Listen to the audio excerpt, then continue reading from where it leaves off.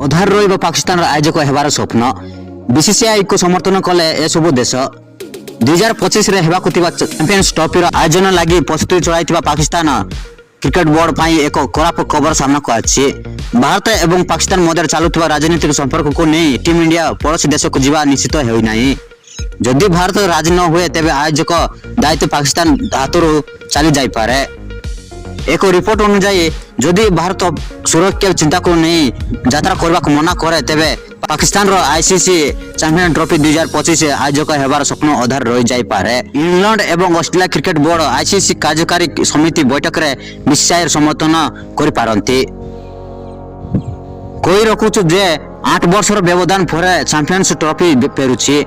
1994 मसीहा दिनिकिया विश्वकप पर प्रथम थर लगी पाकिस्तान आईसीसी टूर्नामेंट रो आयोजक हेबाकु जाउछि। हेले यह पूरा हेबो कि नहीं ता भारत ऊपर निर्भर करे। ब्यूरो रिपोर्ट एम के ओडिशा टीवी।